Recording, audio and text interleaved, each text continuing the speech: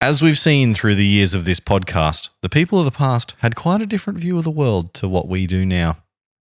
In a world before modern science and much of the logic that we know, there were prevailing beliefs that centered largely around the spectral and the spiritual. It was much easier to blame demons for the problems of the time than silly little things like global weather patterns, physics, and the intricacies of things like luck and chance. And between the late 1400s and early 1700s, it was witchcraft that drew the ire of the people. In Europe, thousands were tortured and executed as the wave of panic, mistrust, and religious extremism sent accusations flying against just about anyone for just about anything. As the Americas were settled, some of the Puritans that wanted nothing more than to live a godly life found their way to modern-day Massachusetts. Just as Europeans started settling down and stopped burning and hanging people for crimes like bad vibes, the future Americans were set off by a couple of teenage girls making a scene. This Halloween's spooky special on Cheeky Tales, we're covering the most infamous of all witch trials, those of Salem, Massachusetts.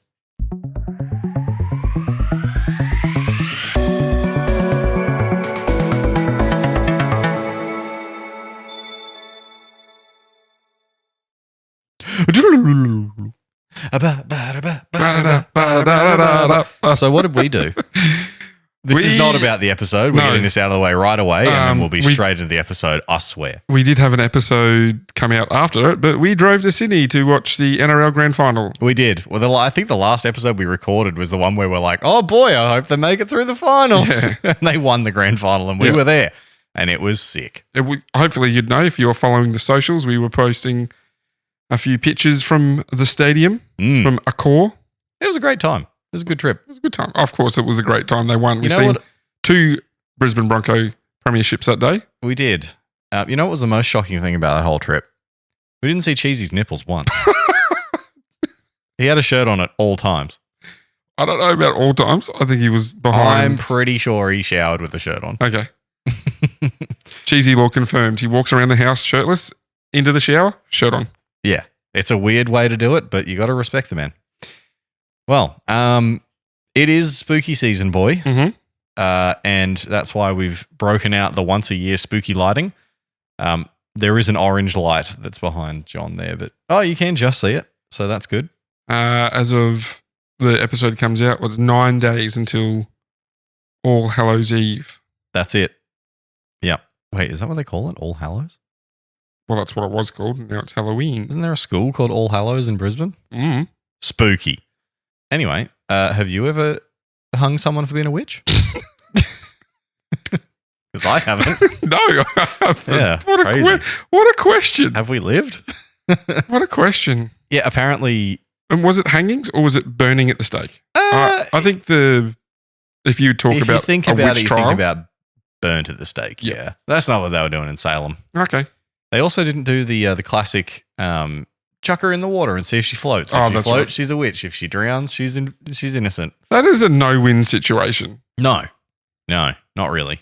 You sink and you drown, you're dead. But if you float, you get burned at the stake. You get burned at the stake for being a witch. Yeah. Like, should I get into it? Yes, boy. Cast your spell on me with your story. I'd like to get on the record that I'm not a witch. I know that's what a witch would say, but I'm not a witch. He's a wizard. Oh, no, he got me with wordplay. You're a wizard, Harry. I'm a what? As covered in the introduction, Europe was going nuts for witch hunts as early as the late 1400s. Religious extremism was the main driver in starting the hunts, but as time went on, other motives introduced themselves, like vindictiveness against neighbours with perceived slights becoming targets. I had a funny thought. Get the old letter in the mail from the council, like a complaint, like dogs barking or overgrown grass or something like that. Witch activity. Yeah. Or you could just be like, these neighbours dobbed me in. They're a witch. I mean, we'll get to it, but like that's pretty much what happens. Yeah. Considering much of the evidence would be fantastic stories of hauntings and spiritual attacks, many were convicted on the words of their neighbours rather than anything from the real world. During the 1600s, Europeans started to migrate to the New World, with many of the Puritan movement finding their way to what is now known as New England, bringing with them not just their way of life and devotion to moral and holy living, but also their pre-existing prejudice as well. Go Patriots. No. Salem was a small town. And not Sabrina's cat. Oh, that's the last thing I reference. Salem was a small town just northeast of Boston and had a history of fractured relationships between the local church and the people. It's like you just unlocked a memory. Yeah, I just went, oh, that's right. What episode was that? I don't know. Oh, I feel like it was one of the space ones where I first did the... No, wasn't it the molasses flood? Because that was in Boston. Yeah, Boston. Yeah, it must have been. Anyway, Salem had a history of fractured relationships between the local church and the people, as well as between the people themselves.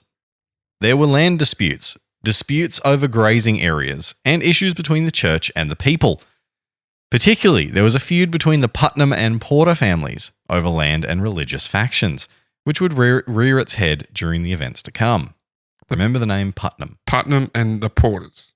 You know, the Porters don't really come up much. Nobody had the name Porter that came up in the story, but the Putnams had problems with just about everyone. Okay. They were that family. Yeah. The Puritans were borderline obsessed with the idea of holiness, with any unfortunate event blamed on the devil and his demons. All failed crops, broken tools, sickness, poorly cooked meals, maybe even a bad haircut, would be blamed on all that was unholy. Poorly cooked meals. This was driven by the new minister in the area, Reverend Samuel Parris, who would deliver fire and brimstone sermons that would stoke the already high tensions of the religious folk in the area. There's a lot of P surnames at the moment in this. There is, yeah. Putnam, Porter, Parris. Yeah. Puritans. The Puritans. Yeah, it's a heavy episode. So they'd actually gone through like 2 different reverends in the last couple of years before this. They just kept like having issues with the reverend in the area. Yeah. What year was this again? 1692. Okay. So well after the church and the England. Yeah, that's part of the reason why these people were there. Yeah. So the Puritans were a group that were like, hey, the reforms that you did, they didn't go far enough, and we're pissed. And so they were like, you know what we're going to do? We're going to go to New England. We're going to make it better. That's why it's called New England. Yeah. I was just trying to think of like all the different denominations that would be coming out at that point. So like you have, it sounds very Pentecostal. I would assume that it was Church of England. You'd think so if they're in New England. So yeah, this Reverend Parris was the newest one, but he would also raise tensions with his actions not in the sermons. Oh, demanding that he be given the deed to the parsonage that he was housed in rather than just, living in it. Yeah. And demanding more pay and privilege from the town. Some of the community would support him and others would denounce him. I have another word for this guy. Prick. Yeah, well...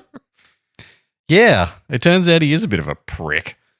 It would be all too fitting that the paranoia that would grip the town would begin in his very own home. Oh, here we go. He accused his wife of being a witch. No. No? No. Actually, I don't even know if... he must have had a wife. Would he had a wife? Yeah. Children's. He had Reverend. children. Yeah. Betty Parris. This section is called The Hunt Begins. Betty Parris, the daughter of Reverend Samuel, and his adoptive niece, Abigail Williams, would sit down one day in January of 1692 for a very un-Christian session of fortune-telling. Oh, that doesn't sound that bad. I was going to say Ouija board. Yeah. I mean, like, the Ouija board was only invented, 60 years ago or something. Yeah. Do you know it was a Hasbro toy? That's how the Ouija board exists. Really? Yeah. Yeah, it's just a toy that Hasbro made. Yeah. So yeah, you got Betty Parris and his adoptive niece, Abigail Williams. Yeah, they were drawing pentagrams on the they were doing basement floor. Not quite. What they were doing was trying to use egg whites and a glass of water to predict their future husbands while the Reverend was out of the house one day. So crack an egg, de-yolk it, and then just and see water, see what happens. Yeah. They would be under the supervision of the family's slave, Native American woman, Tituba. Well, you can't just be dropping the S word in you. I mean, I can because that's kind of what she was. Okay. Yeah. She was from Barbados. So she was Native American from the West Indies. Is this where they got the practice from? This sounds very West Indies culture type of. Yeah. She never said, yeah, I did it. Like, yeah, I taught them, but she probably did. Okay. Or she at least talked to them about it. Yeah. Or like, yeah, because she wasn't church going. So Tituba was kind of keeping to her own stuff. And that's kind of a thing. Like one of the reasons why some people got picked out. Anyway, we'll get to it. So Tituba would be in the other room making lunch. And the girls would absolutely freak themselves out when one of them spotted a coffin in the water, leaving them screaming as they left the house in fear with Tituba to clean up the mess. Yeah, so like, a bloop, that's a coffin. Oh, my parents died. I think it was Abigail Williams, the adoptive niece. Yeah. Both her parents were dead. So just coincidence and seeing things that aren't there. What's the word for that? Being a dumbass? No, there's actually like a specific word for when you see things that like your brain creates an image out of something that's not. Oh, yeah. What that is? Projection, whatever. Something like that. Yeah. Within days of this incident, Betty Paris started to come down with a weird illness. It started off with her being a little bit withdrawn, but quickly developed to include symptoms of distraction and agitation without cause, but then further still developed into spasms, angry outbursts, and screams out of nowhere. Okay, Abigail. so she's just a teenage girl. Yeah, a little bit. Yeah. It seems all normal things for Any teenage teenager. girls. Just getting mad out of nowhere. Yeah. The thing with the Puritans was that they didn't see children as children. They were just little adults. So they were like, you need to start acting like an adult as soon as they were born, basically. Like, get your stuff in line. Abigail, who lived with the Parises, started to have the same symptoms not long after. Both would go into these fits together, screaming and barking and claiming to see demons and the devil all around them. Obviously, this wasn't great ambiance in their household. No. I see the devil. He's on the couch. He's on. Yeah. He's watching Love Island. Stop changing the channel. I'm trying to watch the cricket. Yeah, just before a wicket's taken, changes the channel. That would be such a thing the devil would do. What a dick. Yeah, I bet he channel surfs like a mofo. On the SBS channels too. He'd be all about the late night, different language stuff. Yeah. I bet he watches the Greek news. I bet he watches the radio channel, so there's no image. It's just... Hey, I'll have you know that ABC Jazz is a fantastic radio station. I wasn't specifically calling out ABC Jazz. Just I know you weren't, but I want to get it on the record that ABC Jazz is the best of the TV radio stations. Foreign radio channels that are on the TV. There's a lot of them. Reverend Paris wouldn't see this as childish behaviour, but rather would immediately start to suspect foul play from the spectral world. A doctor would fail to diagnose the girls, and so would declare the girls under an evil hand. Shock horror. He couldn't diagnose something that doesn't exist. Couldn't diagnose, this girl keeps screaming and gets mad at her dad for no reason. Weird. So under an evil hand was shorthand for witchcraft.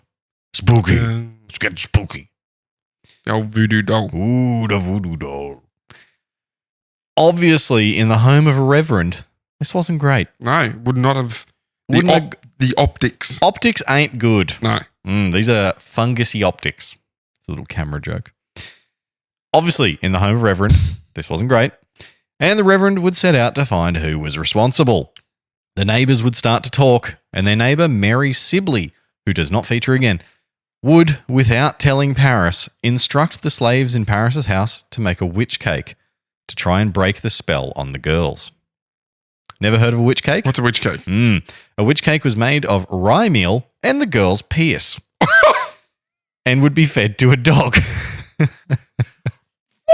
Why don't we do this anymore? Oh, boy. You've been feeling a bit ill?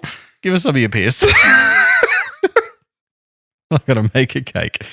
Next time my daughter has a random outburst of anger and just disobedience. Come on, I got the rye meal. You know what else is needed? In the bowl.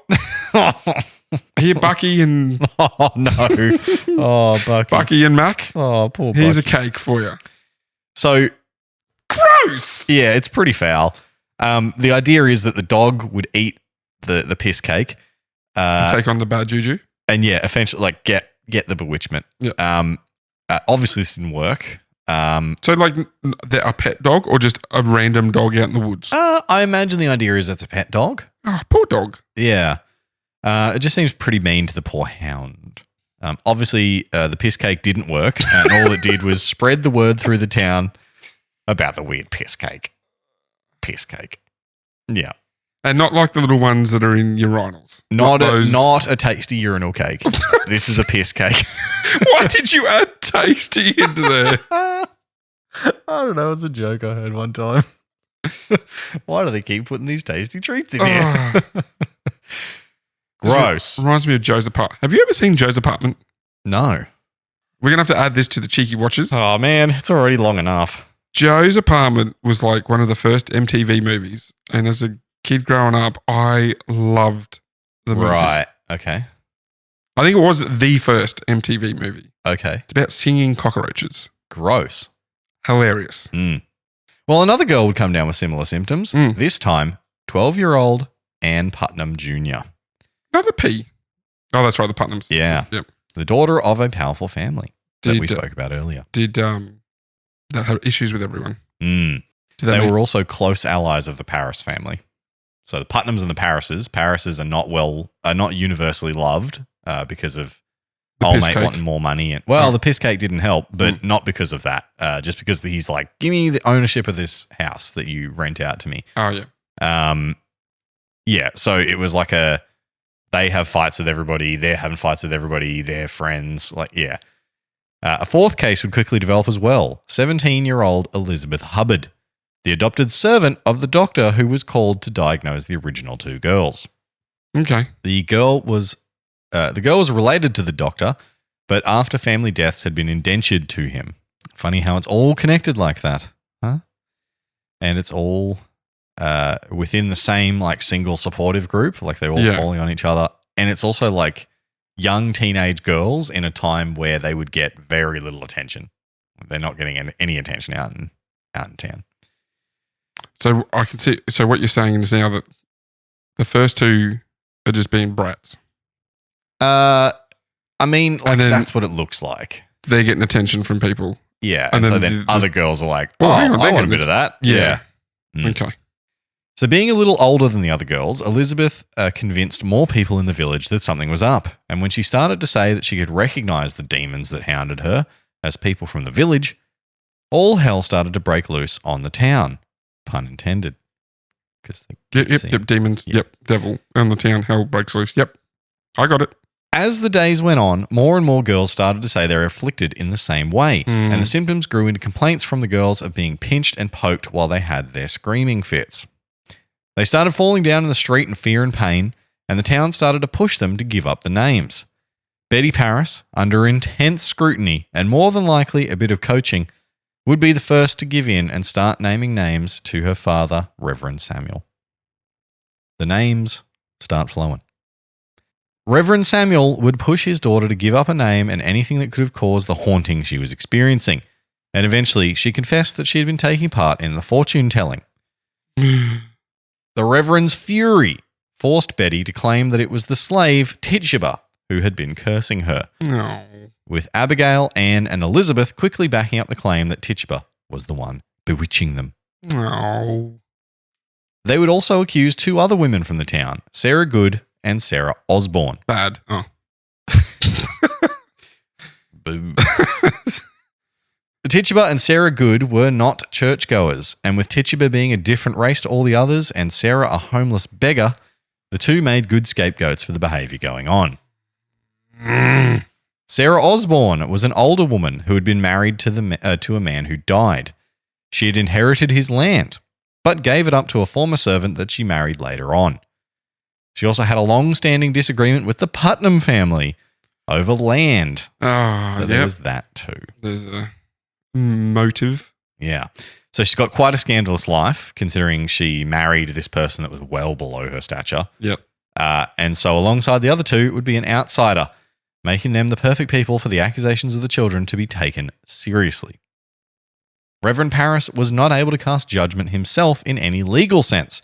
So with the assistance of the Putnam family, he would turn to the larger Salem town courts to investigate and prosecute the accused women. 2 local magistrates were in charge, John Haythorne and Jonathan Corwin. Haythorne was a landowner who considered himself a defender of the faith.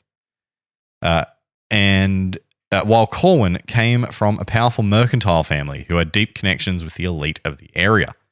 The 2 would receive formal complaints from the village about the 3 women, warrants would be issued, and the women would be arrested the next day. It's interesting because when you think Salem Witch Trials, it was kind of like point the finger, drag them off to the stake, burn them. But it seems like there's a bit of an actual legal process. Yeah, there was. So it was like March, I think, happened. those first accusations came through. Warrants were issued and come before magistrates and stuff. You don't, when you think of Salem Witch Trials, you don't think that it's just You witch. you witch. Are you a witch? No. That's exactly what a witch would say. So- Off to the stake. Yep. No. I imagine the legal procedures are about to get really bad for what's going to happen. But at the moment, it all seems above board. Yeah. Look, it's not great. Haythorne was known for his aggressive prosecution. Witch. Witch! There's a visual joke. Sorry, people listening. You might have to check out the YouTube. Yeah, by the way, if you're not watching on YouTube, you should get on it. Put a lot of effort into that. Haythorne was known for his aggressive prosecution, and he would demonstrate this in the questioning of the women. I'm glad I covered that. Yeah. Sarah Good would deny the allegations and point to Osborne, and Osborne would point to Tituba. Tituba would be questioned twice, with the first questioning being a denial, and the second questioning happening the next day after a beating by Samuel Parris. Oh. There's no proof that she got beaten, Okay. but there's quite a lot of speculation, and there was quite a lot of circumstantial evidence. All right. She was just bruised and cut all over. Yeah, why are you bleeding? Yeah. Because I'm a witch. Suddenly, in the second questioning, Fell down some stairs. she would confess. Fell down some stairs. Also claiming there is a group of at least 4 or 5 witches. Yeah. Bring some more people into this. One even being a man working together in the town. Was his name Aaron? Oh, no. I couldn't have been alive in 1692. If you're a witch, you could be. He's on to me. Tituba would also admit to speaking with the devil, who instructed her to hurt the girls. She would also say that Sarah Good and Sarah Osborne were the ones actually hurting the girls directly. There is significant evidence, especially the later word of Tituba, that Samuel Parris had beaten the confession out of her and coached her on to say what he wanted to hear. Yeah, okay. I was about to ask, why would you say these kind of things? But if you're getting beaten for it, yeah, I guess the hope would be the beatings would stop. Oh, it gets worse. Yeah. On this side of it, we can see that it gets worse, but in the moment, I'm sure there was no way Tituba could see how bad it's going to get. Yeah. I'm going to say something now that I don't think I said in the end of the episode. Tituba doesn't get killed. She was the first and confessed. She doesn't die. She just lives. Okay, then ignore everything I just said. Yeah. Yeah. Regardless of the fact the confession was nonsense, the 3 women would be questioned again and again before being thrown in prison to wait for their formal trial. With these women now in jail, the town would start to put a lot more weight behind their accusations, and from here, the net was cast far and wide for who would be next to face the court.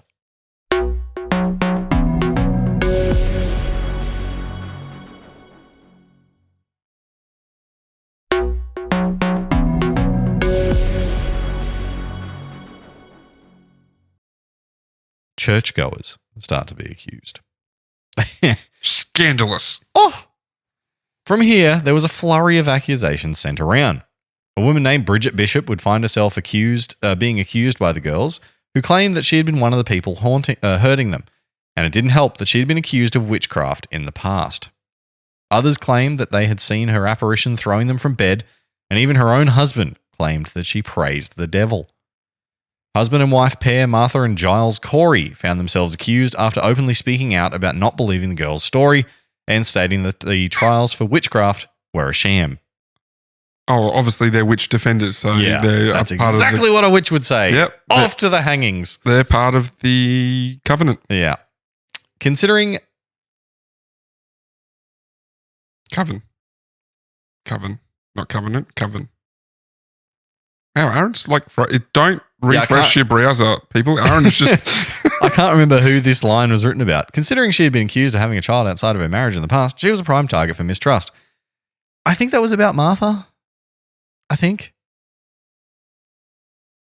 I can't remember. Okay. I wrote it. Can't remember. A well-loved older woman named Rebecca Nurse, who just happened to have a long-running land dispute with the Putnams, weird, found herself accused by Ann Putnam Jr. Even a former town minister, George Burroughs, would find himself staring down the prospect of a trial. It must have been boring. Yeah, I mean, what else are you doing? You can only go to the tavern so many times. You can eventually just be like, you know what? I think John's a witch. Let's spice up this town a bit. Let's throw some witch accusations around. I'm a little bored. John's a witch. Let's have a witch hunt. John's a witch. Things were getting out of hand. And with the jails already starting to fill up, Governor Phipps in Salem Town moved quickly, setting up the fast-tracked court of Oyer and Terminer, which means to hear and determine. The jury would be made up of mostly wealthy landowners in the region who were part of the church and likely friends of the Putnam family, so not exactly peers for those who had been accused first. The court would hear evidence from anyone that wanted to provide it, but of course the girls would be front and center to put on a show. The first person to face the court would be Bridget Bishop. So, as we heard, Bridget had been accused by her neighbours. They said that she had cursed their crops, killed their livestock, and even appeared as a spectre to them, assaulting them in the night. Yeah, throwing them out of bed. Of course, the girls also made a big show of being haunted by her, and it helped that she'd been accused in the past of witchcraft. When she spoke in the court, the girls would claim that her words hurt them to hear, and that when her home was searched during the trial, they found little puppets called poppets that were apparently used by witches in a very similar way to voodoo dolls. Despite protesting that they were planted in her home, it didn't take long for the wailing of the girls to convince the jury that she was guilty. Why were they in pots? Poppets. You said they were planted. Boo. Boo. Bridget would be the first to be hanged on 10th of June 1692. But by no means would she be the last. Not nice. You said 1690. That was a reach, even for us.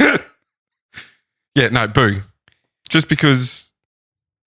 So these trials are basically like, person gets brought in. Hey, are you a witch? No. Hey, girls. Oh, she's a witch. I see the devil. Oh, she's hurting me. She's a witch, yeah. Yeah. Jury, what do you think? Guilty. Well, yeah, pretty much. Off you go. So there was... How old were these girls? They were like between 12 and 17. Okay. Yeah. So there's a flurry of trials after this. Yep. People start getting... Bang, bang, bang. Yeah. But there's one trial that seems like a tipping point. Okay. After the verdict started to flow, it seemed that the hunt was building ahead of steam. One trial exemplifies that feeling more than the others in the early stages, that of Rebecca Nurse. You remember that she was well loved. Yes. And in a dispute with the Putnam family. And so her trial was the closest thing to fair that there would be. Is this the one that married someone below her? No, that was Bridget. Oh, was it? Was it? No, that was Osborne. Oh, yeah. Okay. Yeah, that was Sarah Osborne. Sure. So Rebecca Nurse, very well loved. Yep. So she actually got more support than most people got in the court. So land dispute with the Putnams. As a land dispute with Putnams. Amy Putnam Jr. And Putnam Jr. But one of the things they did during these trials was they would get people in to speak to their character. Okay, so that's where you'd have people coming in being like, she cursed me crops. Yep. She said I would regret something and then my tool broke. But they'd also get people coming in and saying good things about them. Old character witnesses. So Rebecca would, of course, face the girls who would scream and say they could see the devil when they saw her.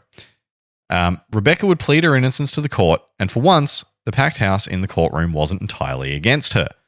She had neighbours who had signed a petition, 39 of them, stating that she was a holy woman who followed God, and that none of the accusations against her could be true. The jury would debate after the arguments, and as the court held its breath, many in disbelief that they had gotten to this point, the verdict of not guilty was handed down. She's not a witch. Not a witch. While this was a moment of joy for Rebecca and her supporters, it wouldn't last long. Oh. The girls would immediately break into some of the worst fits of hysteria seen yet. They screamed louder, for longer, collapsing on the floor and screaming that they saw Satan himself in the room. The Chief Justice would be unnerved by these scenes and told the jury that they could reconsider their decision. Come on. I know, right? Not guilty. Ah! After a few hushed words, the jury would loudly proclaim that she was, in fact, guilty. Yeah. How about... Sorry, jury, can you please... Are you sure about that? Take note of this new evidence. You know that thing they were doing before, but now they're doing louder after you said not guilty? Yeah. Rebecca would be sentenced to hang, and weeks later would find herself at the gallows with Sarah Good, one of the first accused. Rebecca would proclaim her innocence until the end, and Sarah Good would tell the Chief Justice that killing her would lead to punishment by God. The death of Rebecca shocked the community, and the doubts about the trials would only grow from here. But of course, that wouldn't stop them. As those who were accusing people were starting to make bank on their seized assets. Okay. Yeah. So somebody gets prosecuted for being a witch. Yeah. They get hung. They're guilty. So the state takes their money and takes their property, and that gets redistributed out to the people in the town that were making the accusations as repatriations. So there's like judges making money. The Putnam family's making money. Like, yeah, they're making business bank out of this. is booming. Business is booming. However, the wealthy and prominent start to be in the crosshairs. The prosecutors... They've got the biggest bank. They do. The prosecutors, judges, and of course the Putnam family were seizing the assets of those who were convicted, and so would start to aim a little higher in their targets. John Proctor and his wife Elizabeth would be next, as they had large swathes of farmland and a successful tavern to their name. They would be a prime target for wealth redistribution and would both face the court. Elizabeth would be the first accused, and when John defended her, he was found to be accused of being a witch by Abigail Williams. Proctor had also been outspoken about his belief that the trials were a sham, and that spectral evidence was little more than a performance. The spectral evidence is what the girls were doing. I saw the devil. Yeah. Yeah. Both John and Elizabeth would be found guilty, and while John was hanged, Elizabeth was given a reprieve until her unborn child was born. Thankfully, Elizabeth would give birth after the trials ended, and so was spared, but John was hung on the 19th of August, 1692, with his assets redistributed throughout the town. So Elizabeth, because she was also proven guilty, was not able to keep any of the assets. Yeah, so okay. they just got Yep. Yeah. Another notable victim at this time was the preacher I mentioned before, George Burroughs. Mm-hmm. Former preacher. He would face the same fate as Proctor, but when standing at the gallows, would do the unbelievable. Call his broom and fly away? No, he would say the Lord's Prayer in full, which was thought to be impossible for a witch. Yep, okay. Oh, because they're the devil. Yeah, okay. Can't say something so holy.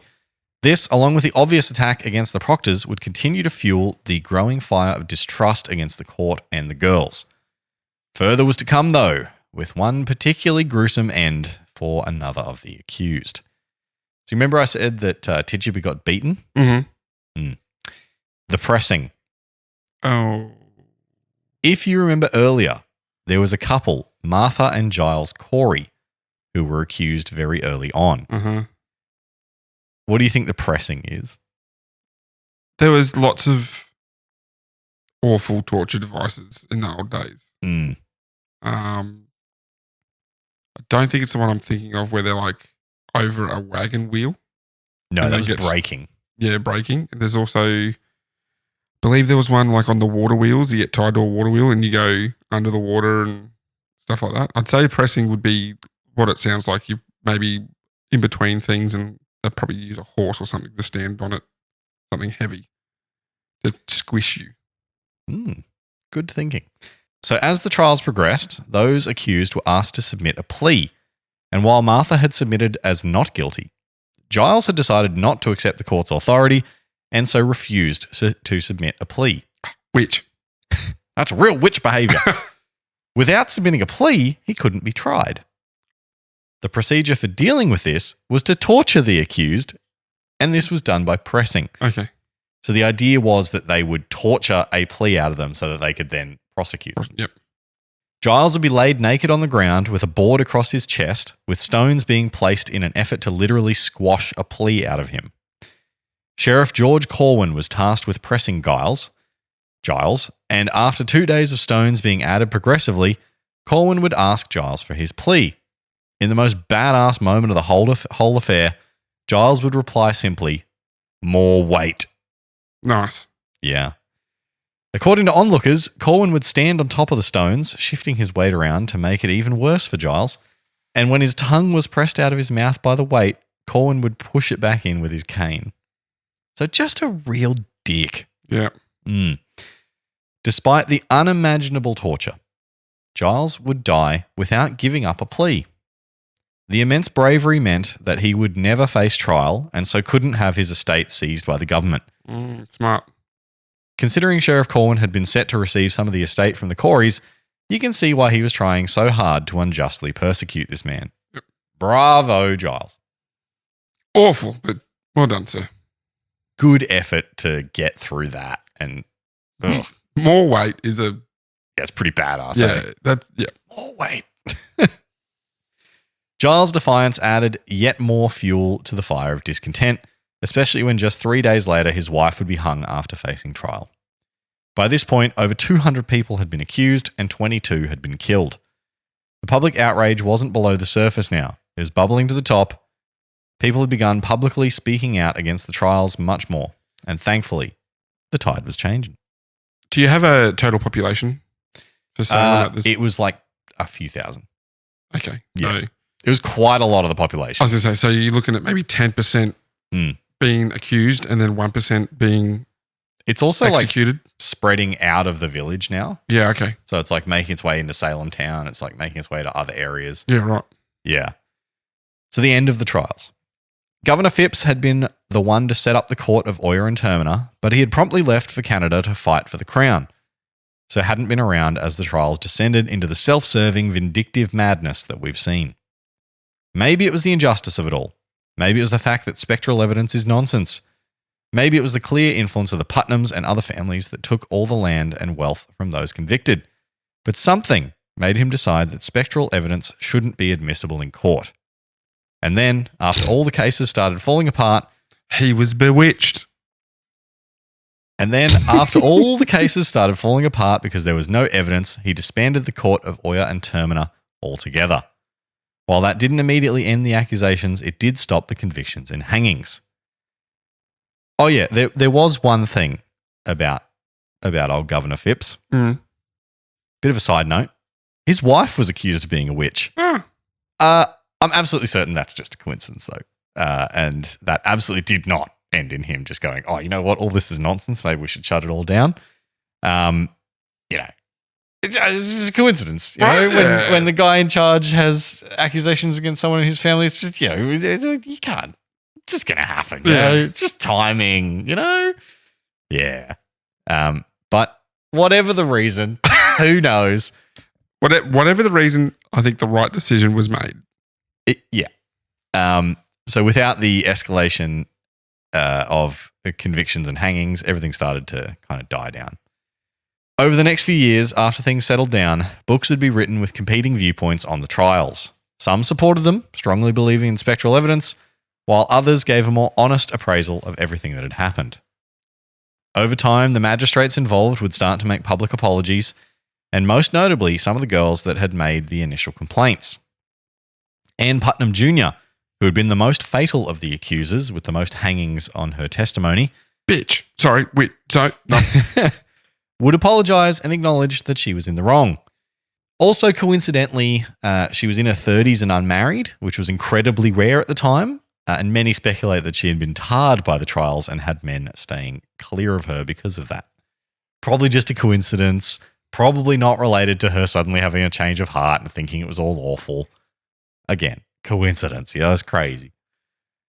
In terms of legal fallout, in 1702, the courts of Massachusetts would declare that the trials had been illegal, and in 1711, there would be a compensation package put together and given to some of the families. Of course, not every victim would receive appropriate compensation. Of course, the slaves. And families would fight for years to get appropriate compensation. There would also be official exonerations for some over the years, but many weren't exonerated until 2001. Oh, and the last exoneration was in 2022. 3 years ago. How? Because it was just like, we'll get to it. We'll get to it. Yeah, okay. So it wasn't because they didn't want to. It was just, it just kept pushed back. They kept putting things out that were like, the trials were wrong. Yeah, but who was illegally convicted? The trials were wrong and we shouldn't have done them. So like families for years kept pushing like, hey, can you just say that this person was not a witch and this was this conviction should be overturned. And they're like, look at all this paperwork we got to do. Oh, so yeah, it was 2022 before they finally. Crazy that was after we'd started this podcast. Yeah. Yeah. During the run of this podcast, the last person from the Salem Witch Trials was exonerated. That is pretty wild. 1692. It was 333 years. That's crazy. Actually, I think it was 334. 333. Hang on. So 2022. What it was 1692. So 300 years would be 1992. Yeah. And then another 30 years would be 330 years. As I say, 333 years, you double that, what do you get? Oh! I mean, it's all Maybe true. the witch trials were real. As for the reason why the girls were in such a frenzy and stuck to their story, many have theorized that it was a mass psychosis or hysteria, that they had been worked into a frenzy by the Puritan values of the time. My belief, based on the very obvious influence of the Putnams, is that the girls were pressured into making their symptoms worse and then pressured into naming the people that the Putnams and others wanted to get out of their way. In any case, Salem witch trials have obviously had an impact on culture through the years since. Witch hunt has become a term for any sort of vindictive prosecution. Many would know of the play The Crucible, which was written in the 1950s to dramatize the events and provide a commentary on the communist witch hunt that was happening at the time. I had to read it in English class, and I think we did a little play of it, and I think I played John Proctor. Okay.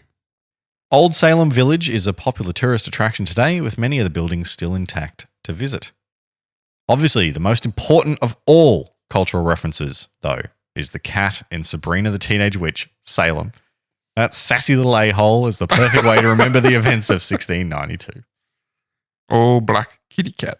I loved Salem as a kid, especially because I had a black cat called Claus, who lived to be 23, which is incredible. Was he alive when the...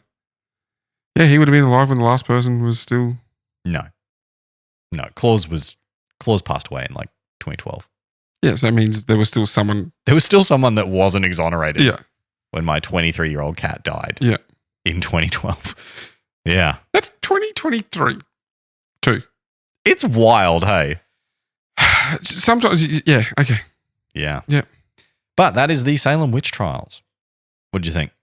I loved it because obviously, like you said, you know of them, but you don't know them. Yeah. Unless you read The Crucible. Also, if you have read The Crucible, the bit where John Proctor was bonking Abigail Williams, not true. Because I was reading into the story. How did that happen in the play? Abigail Williams was bonking John Proctor. Yeah. Yeah. Yeah. Didn't you say you were John Proctor? How did that work out for you? Can't quite remember. I just remember the wife being not happy. In the play, it's like the play was 3 weeks ago. in the play, I think Abigail Williams is like a servant in their house. Okay. Oh, because she was the adoptive niece. Yeah, she was the adoptive niece of Samuel Parris. Yeah. But in the play, she's like the servant in the Proctor household. And they're like, oh, Williams and Proctor were banging, and Elizabeth, his wife, is like, "Get out!" And then Abigail's like, "You're a witch." And okay. yeah, That actually does sound familiar. yeah. But I was reading, I was like, didn't John Proctor like bang one of these girls? And that's really gross because she's super young, and it's not true. Okay. Yeah. Exonerate him. Yeah. Exonerate him from the Crucible. Yeah. But otherwise, yeah, it's a bit of a it's a perfect example of why you should not you should read into things yourself. Yeah. Work out the connections, work out why people are doing things. Because this all centered around the Putnams and the Parises and like their issues with people in town. Or and then it just got out of hand. Their vision for how they could take the town, I suppose. Yeah. Yeah. Did they have a hanging tree? No, they had Gallows Hill. Okay. Apparently they were not proper gallows. So it was like a strangling hanging rather than a neck snapping hanging. Oh. Yeah, so it's pretty gross. Yeah. Yeah, awful way to go. Yep. Awful. Yeah, there were a few people that were saved by Governor Phipps being like, hold up. Wait a minute. Yeah. Something ain't right. Yeah. So there were a few people that survived because of that. But weirdly, it was like, yeah, they weren't allowed out of prison until they paid their prison fees. And it's like, but you just exonerated them. But they still had to pay. Yeah, they had to pay to be in prison. Where do you get the money if you're in prison? I don't know, man. Especially if you've been convicted, your money's probably been redistributed already. Yeah. Okay. Yeah. And like it took quite a while to get. Yeah, 2022. Well, yeah, I'm talking about the compensation packages. That was 1711. Yeah. That was what, 11 and 8, 19 years later. That's pretty bad. Anyway. No, very interesting. Like I said, you know of them, but you don't know the details of them. So yeah. Super interesting. Thanks, boy. Thanks for. That's all right. I thought it was a really interesting story for this spooky Halloween, even though it's all bullshit. Much like our other. Oh, I don't know about that. Annabelle or yeah. So what episodes have we done for? This is Spooky Spectacular 4, is it? We did the horror movies. I did the horror movies because the skeletons only just come up recently. Oh, in that car trip trivia. Yeah. So it was the horror movies with the real skeletons, and then I did the Annabelle doll. Yep. And then I think I did year 3, but I can't remember what I did. I think with the Annabelle doll, I also did the exorcism of Annalise. You did, yeah, the exorcism of that girl. Yep.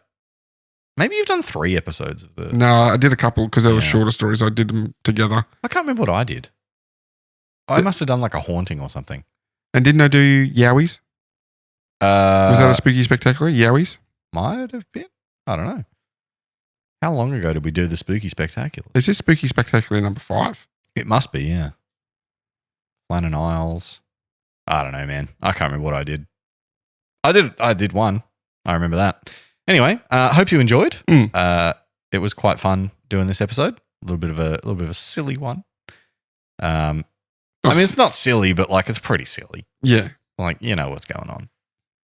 People are silly. Yeah. Anyway, silly billies. Yeah, Salem Witch Trials, silly billies. Just a pack of silly billies. Did the girls end up facing any punishment for it, or they just went, "Sorry, we were wrong"? Did they even admit to like making it up at any point, or just? They never said like we made it up, but I know that at least Ann Putnam Jr. apologized and said that like, "Oh, I want to lay in the dust for my part in it."